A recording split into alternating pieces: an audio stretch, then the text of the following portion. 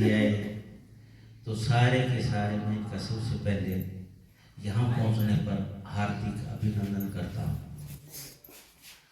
आज सावित्रीबाई फुले का जन्मोत्सव बड़ी धूमधाम से मनाया जाता है और ये बड़ी एक विडंबना है कि उनकी शिक्षाओं का जो प्रचार प्रसार है वो बहुत ही कम लेवल पर होता है और ये तो पता नहीं किस आदमी के विचार कब पनप जाए, ना तो आज कौन जानता था।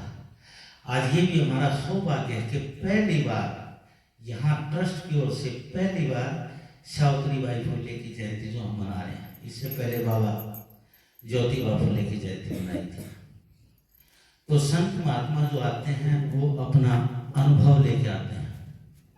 नेत्रपाल जी अभी अभी कह रहे थे कि ये भीड़ का मार्ग नहीं है, बड़ी ऊंची बात है, क्योंकि आध्यात्मिकता वह भीतर से उतरती है।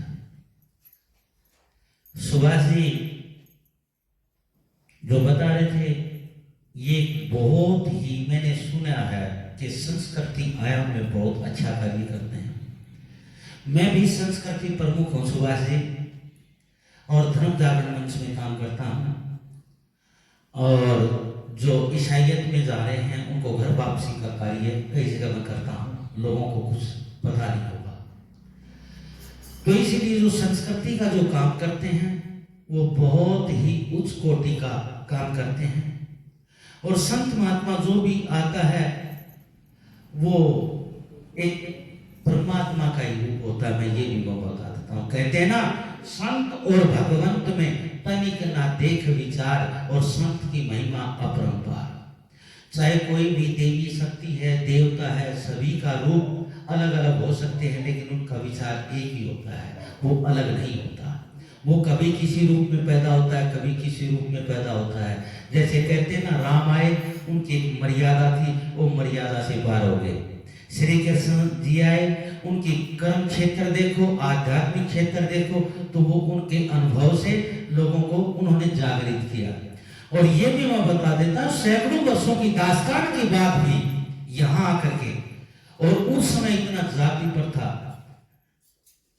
तो पढ़ने का तो कोई नाम ही नहीं था, इतनी जातीयता का प्रभाव था कि लोग एक दूसरे को देखते भी नहीं थे। और जब जाते थे तो जैसे शूद्र लोग होते थे, कहते हैं उसके पीछे जो पेड़ होती थी ना उसके ऊपर झाड़ू लगाते थे। और उस समय में सावित्रीबाई फुले ने ये बीड़ा उठाया कि पढ़ने का, और उन्होंने प्रथम स्कूल खोले उस समय में। और आज तो इतनी जागृति है फिर भी लोग बहुत ज्यादा अनपढ़ है। तो इसलिए कहते हैं बेटी बचाओ बेटी पढ़ाओ, तो पढ़ना अति आवश्यकता है। अंबेडकर जी कहते हैं ना विद्या एक शेरनी का दूध है और जो पिएगा वो दाढ़ेगा। तो विद्या मित्रम प्रवासेषु, बड़ी विद्या मित्र है कि विदेशों में भी मित्र होते हैं।